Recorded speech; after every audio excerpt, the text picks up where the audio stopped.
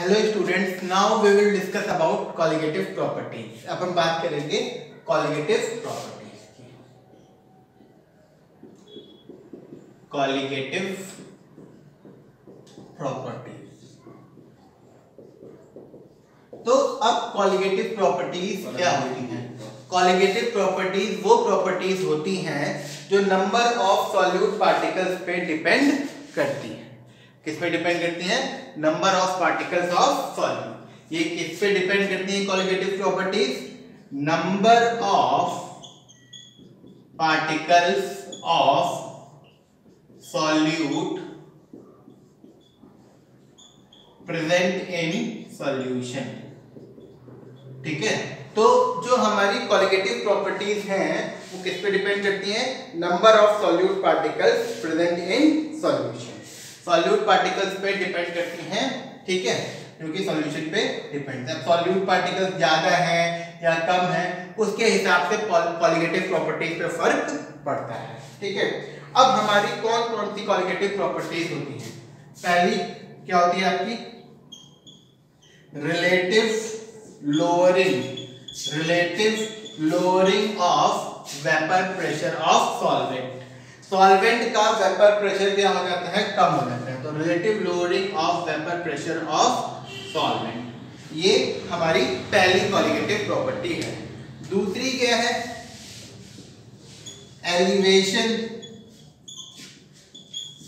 In boiling point of solvent. ठीक है, क्या? Elevation in boiling point of solvent. ठीक है, तीसरी क्या है? Depression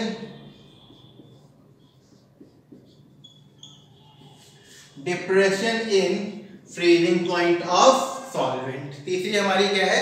depression in freezing point of solvent. And fourth property क्या है?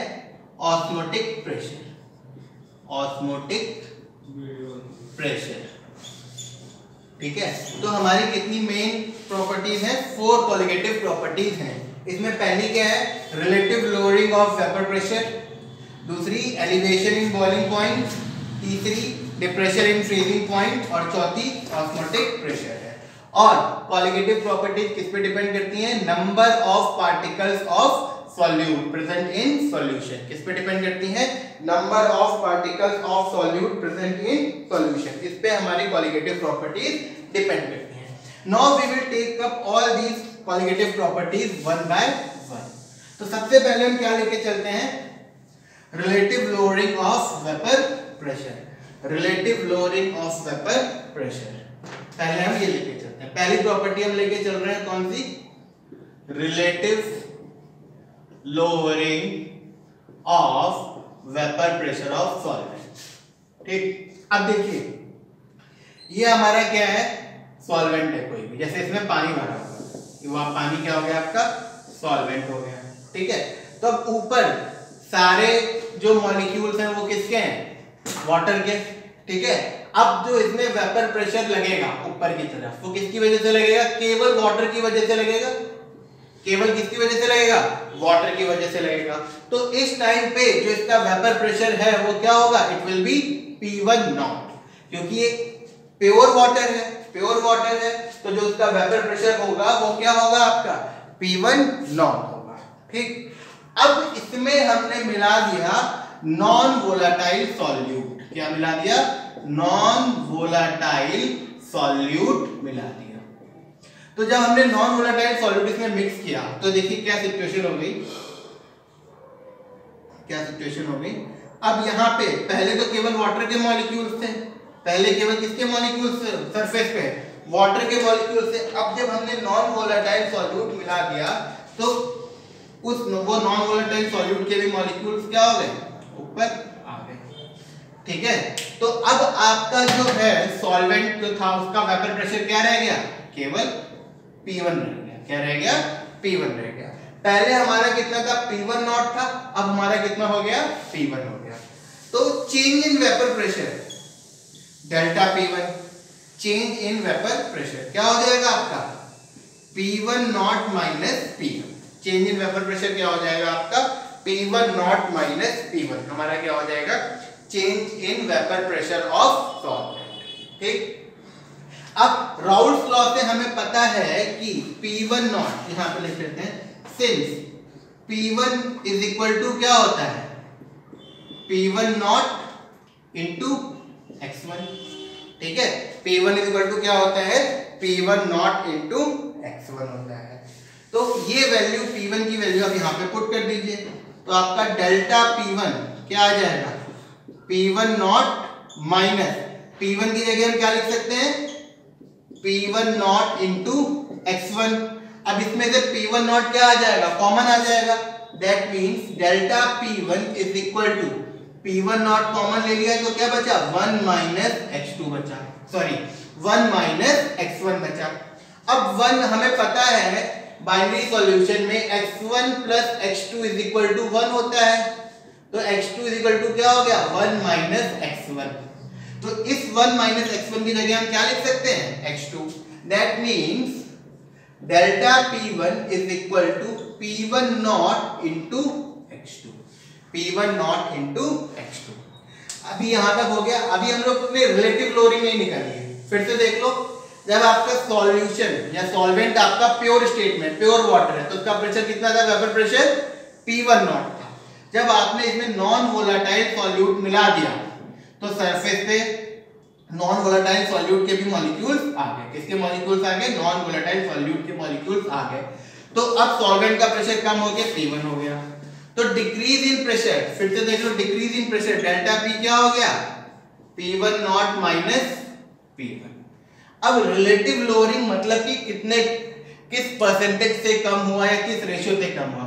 तो जब हम रिलेटिव लोअरिंग की बात करेंगे तो डेल्टा P को हम P1 नॉट से क्या कर देंगे, डिवाइड कर देंगे।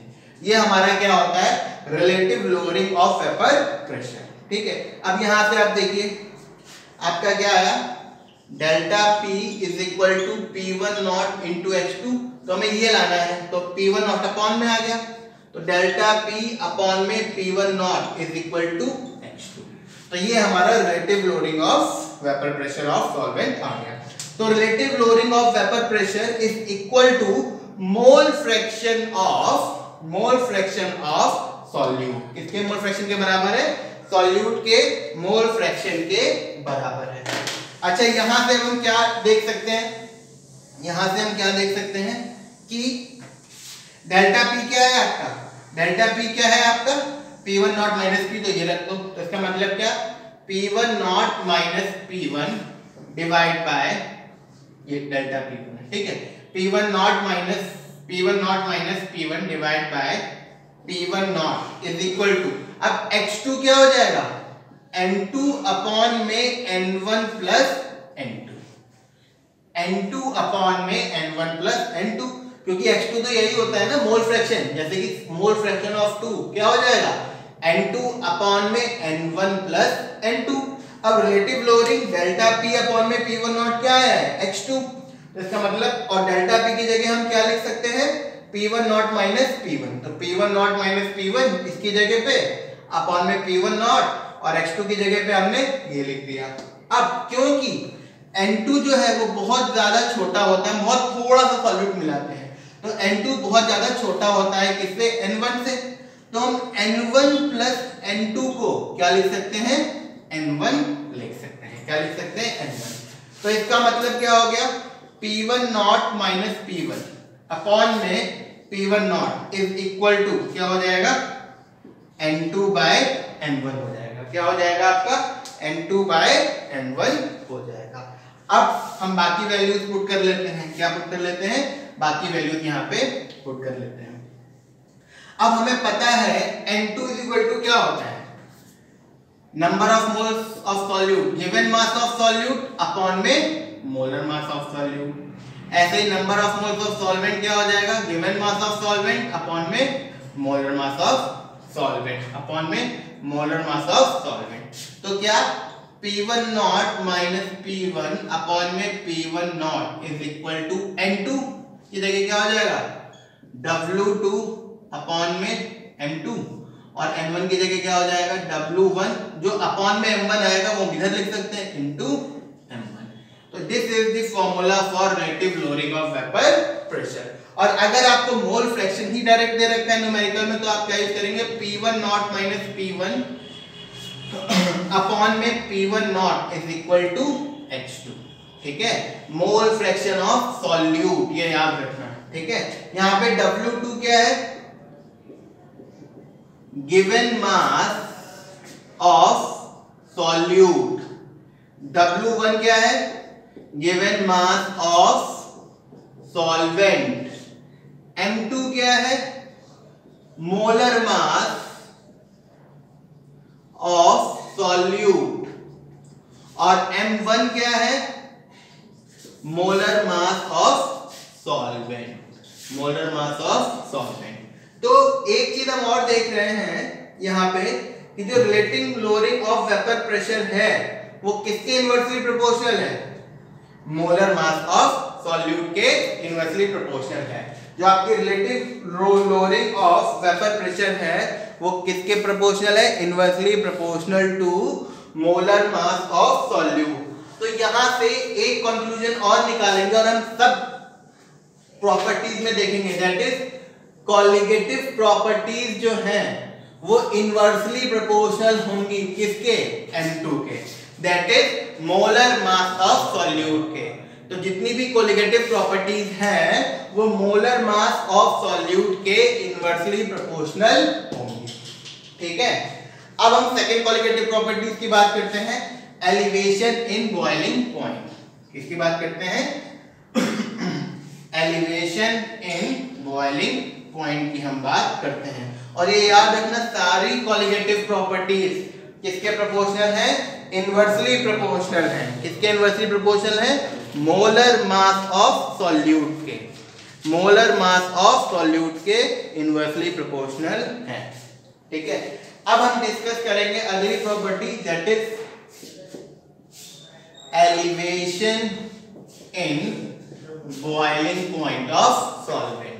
Elevation in boiling point of solvent. ठीक है, अब देखिए आपका क्या है, पहले तो आपके ये थे। ठीक है, अब इसका वेपर प्रेशर क्या था, ज्यादा था। वेपर प्रेशर ज्यादा था तो इस टाइम पे जो बॉइलिंग पॉइंट था वो कितना था, TB not. TB for boiling temperature. ठीक है, TB नॉट। जब आपने इस पे क्या मिला दिया, नॉन वोलेटाइल सॉल्यूट मिला दिया, ये नॉन वोलेटाइल सॉल्यूट मिला दिया। अब इसका वेपर प्रेशर क्या हो गया, कम। ठीक है, इसका वेपर प्रेशर क्या हो गया, कम। तो वेपर प्रेशर कम हो गया। देखो कोई भी चीज बॉयल कैसे होती है, जैसे कि ऊपर से प्रेशर लग रहा है, ये अपना प्रेशर लगा रहा है, ये प्रेशर उसको क्या कर देगा, हटा देगा। ऊपर वाले प्रेशर को क्या कर देगा, हटा देगा। ठीक है, तो ये जो नीचे से वेपर प्रेशर लग रहा है ये ऊपर वाले प्रेशर को क्या कर देगा, हटा देगा। ठीक, अब यहाँ पे देखो ऊपर से एटमॉस्फेरिक प्रेशर लग रहा है, ये मेरा हाथ क्या हो गया, एटमॉस्फेरिक प्रेशर हो गया। नीचे से आपका वेपर प्रेशर क्या है, अभी ज्यादा है क्योंकि प्योर सॉल्वेंट है, तो आराम से इसको हटा देगा। ठीक है, तो ये TB नॉट पे बॉयल हो जाएगा। अब इसका वेपर प्रेशर क्या हो गया, डिक्रीज हो गया। जब हमने नॉन वोलेटाइल सॉल्यूट इसमें मिलाया, जब हमने इसमें नॉन वोलेटाइल सॉल्यूट मिलाया तो इसका वेपर प्रेशर क्या हो गया, कम हो गया। अब उतने टेम्परेचर पे वेपर प्रेशर कम है तो ये इसको हटा नहीं पाएगा, तो इसको ऊपर वाले प्रेशर को हटाने के लिए हमें टेम्परेचर क्या करना पड़ेगा, बढ़ाना पड़ेगा। टेम्परेचर क्या करना पड़ेगा, बढ़ाना पड़ेगा। तो ज्यादा टेम्परेचर होगा तब ये बॉयल होगा। तो यहाँ पे जो बॉइलिंग पॉइंट है वो क्या हो गया, TB हो गया। तो change in boiling point that is delta TB। Change in boiling point क्या हो गया, TB माइनस TB नॉट। क्यों, क्योंकि सिंस TB जो है वो बड़ा होगा TB नॉट से। ठीक है, सॉल्यूट मिलाने के बाद आपका बॉइलिंग पॉइंट इंक्रीज हो जाएगा। क्यों इंक्रीज हो जाएगा, क्योंकि जो आपका वेपर प्रेशर है, जो आपका वेपर प्रेशर है वो डिक्रीज हो जाएगा। वेपर प्रेशर डिक्रीज हो जाएगा तो इसको बॉयल करने के लिए, मतलब ज्यादा प्रेशर डालने के लिए ऊपर की तरफ हमें टेम्परेचर क्या करना पड़ेगा, ज्यादा देना पड़ेगा। इसीलिए आपका ये क्या हुआ, एलिवेशन इन बॉइलिंग पॉइंट। ठीक, अब डेल्टा TB किसके प्रोपोर्शनल होता है, मोलैलिटी ऑफ सॉल्यूट के प्रोपोर्शनल होता है। किसके प्रोपोर्शनल होता है, मोलैलिटी ऑफ सॉल्यूट के प्रोपोर्शनल होता है। ठीक, अब तो इसका मतलब डेल्टा टीबी को हम क्या लिख सकते हैं, इज इक्वल टू, प्रोपोर्शनल हटाएंगे क्या आ जाएगा, केबी इंटू एन। ये हमारा डेल्टा टीबी होता है। Delta TB is equal to क्या हो जाएगा, के सफिक्स में B multiplied by m. Small m ये क्या है, हमारी मोलैलिटी है। ये क्या है, हमारी मोलैलिटी है। अब केबी क्या होता है, इसको हम बोलते हैं, केबी को, केबी प्रोपोर्शनैलिटी कांस्टेंट, इसको हम क्या बोलते हैं, boiling point elevation constant, boiling point elevation constant. ये हमारा क्या होता है, केबी। या फिर इसको हम क्या बोल सकते हैं, दूसरा नाम molar elevation constant, molar elevation constant. K B क्या होता है, बॉइलिंग पॉइंट एलिवेशन कांस्टेंट या फिर मोलर एलिवेशन कांस्टेंट, या फिर इसको एक और नाम दे सकते हैं, एब्लियोस्कोपिक कांस्टेंट। क्या, एब्लियोस्कोपिक कांस्टेंट। तो केबी क्या है आपका, या तो बॉइलिंग पॉइंट एलिवेशन कांस्टेंट बोल सकते हैं, या फिर इसको मोलर एलिवेशन कांस्टेंट बोल सकते हैं, या फिर इसको एब्लियोस्कोपिक कांस्टेंट बोल सकते हैं। ठीक है।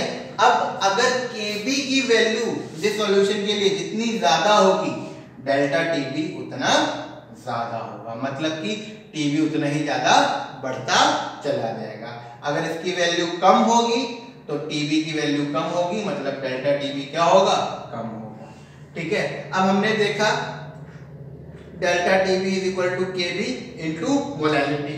अच्छा, अब मोलैलिटी का फॉर्मूला क्या होता है, देख लीजिए। मोलैलिटी क्या होती है आपकी, number of moles of solute upon में mass of solvent in KG.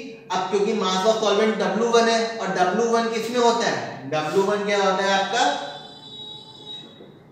Given mass of solvent in grams, हमेशा मास ग्राम में होगा, तो इसको केजी में कन्वर्ट करने के लिए 1000 से हम क्या करेंगे, डिवाइड करेंगे, तो वो 1000 कहां चला जाएगा, ऊपर। तो इसका मतलब हम क्या लिख सकते हैं, m is equal to n2 upon में W1 into 1000।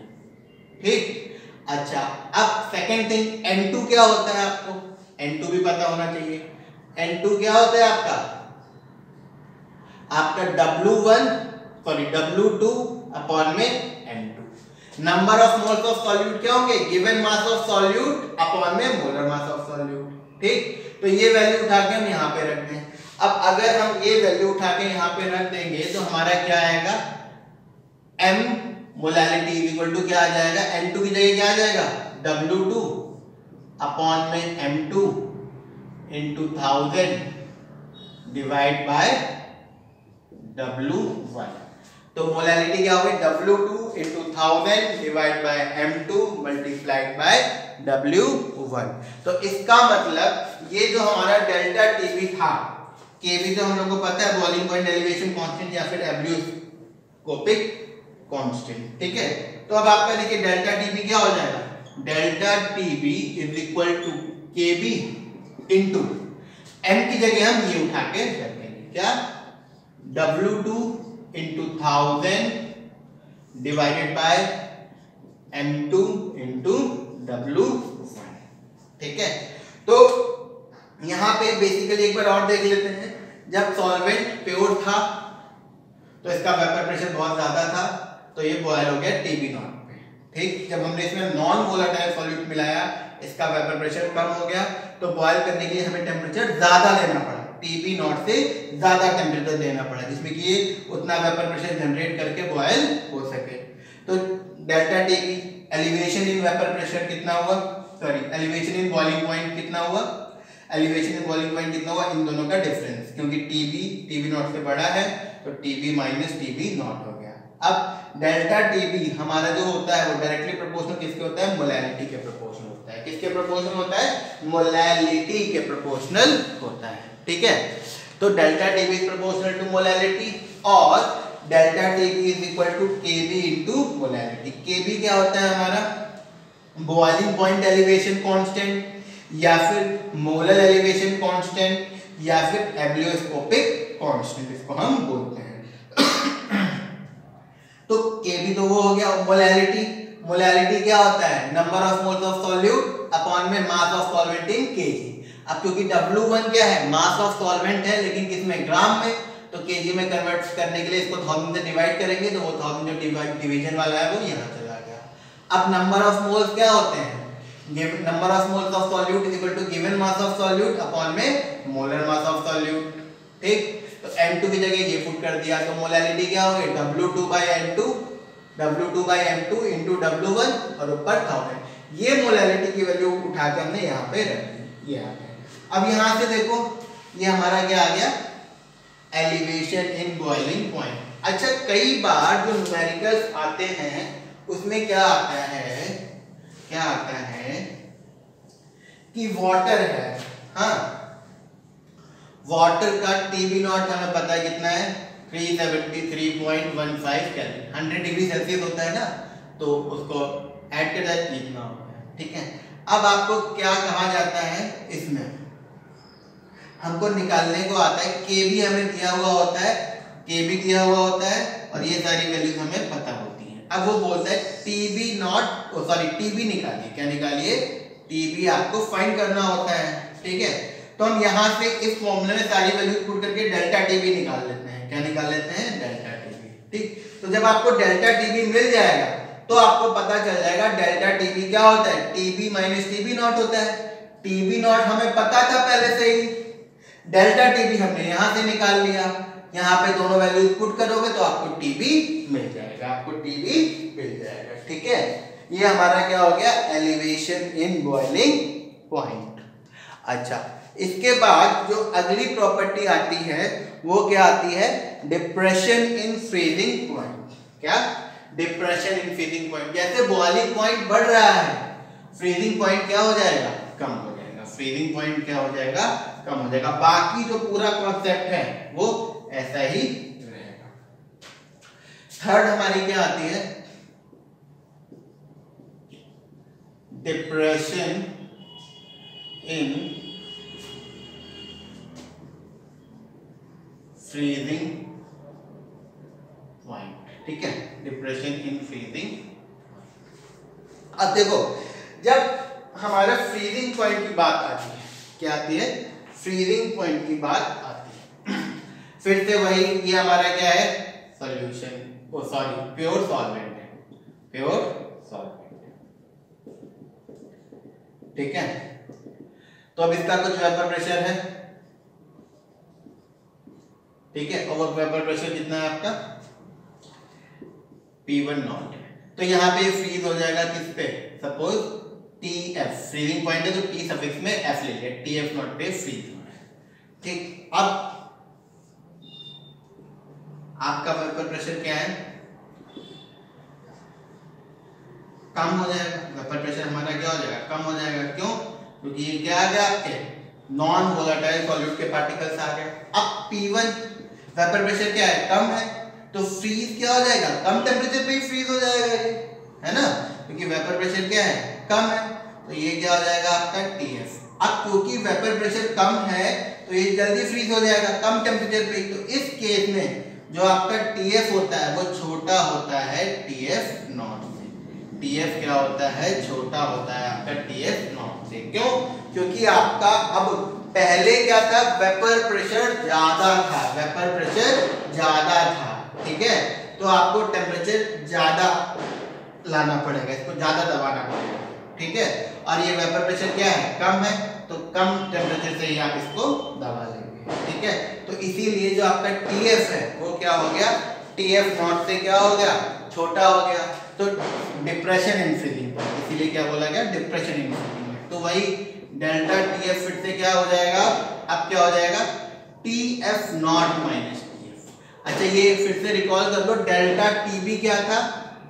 TB minus TB not था। क्यों? क्योंकि TB बड़ा था TB नॉट से। यहाँ पे TF छोटा है, TF छोटा है TF नॉट से, तो डेल्टा TF क्या हो जाएगा? TF not minus TF। और ये तो आपको पता चल गया। और डेल्टा TF किसके प्रोपोर्शनल होगा? वही सेम कॉन्सेप्ट, मोलैलिटी के। तो delta T F is equal to क्या हो जाएगा, के एफ इंटू मोलैलिटी। अब के एफ क्या है, सेम जैसे वो क्या था आपका बॉइलिंग पॉइंट एलिवेशन कांस्टेंट, इसका नाम आप बता सकते हैं क्या हो जाएगा, ये फ्रीजिंग पॉइंट तो एलिवेशन कांस्टेंट, तो ये क्या हो जाएगा डिप्रेशन कांस्टेंट, क्या हो जाएगा डिप्रेशन कांस्टेंट। ठीक है, इसका एक नाम क्या हो जाएगा फ्रीजिंग पॉइंट डिप्रेशन कांस्टेंट, या फिर इसको हम क्या बोल सकते हैं मोलर डिप्रेशन कांस्टेंट। क्या मोलर डिप्रेशन कांस्टेंट बोल सकते हैं, ये इसका फ्रीजिंग पॉइंट डिप्रेशन कांस्टेंट बोल सकते हैं या फिर मोलर डिप्रेशन कांस्टेंट बोल सकते हैं। अब जैसे कि वहां पे उसका नाम क्या था, केबी का नाम क्या था, एब्लियोस्कोपिक कांस्टेंट, क्या नाम था एब्लियोस्कोपिक कांस्टेंट। ऐसे ही इसका नाम क्या हो जाएगा क्रायोस्कोपिक कांस्टेंट, क्या हो जाएगा आपका क्रायोस्कोपिक कांस्टेंट। ठीक है, इसका नाम क्या हो जाएगा क्रायोस्कोपिक कांस्टेंट। अब बाकी चीजें वही मोलैलिटी की अब जो वैल्यू होती है वही हम पुट कर देंगे, तो डायरेक्टली हम पुट कर दे रहे हैं delta T F is equal to K F. तो molality number of moles of solute क्या हो जाएगा W2 divide by M2 into W1 और ऊपर क्या आ जाएगा 1000। ठीक है, तो देखिए ये डेल्टा टी एफ का फॉर्मूला आया और हमारा डेल्टा टी भी क्या था, डेल्टा टी भी क्या था KB into W2 into 1000 divide by M2 into W1।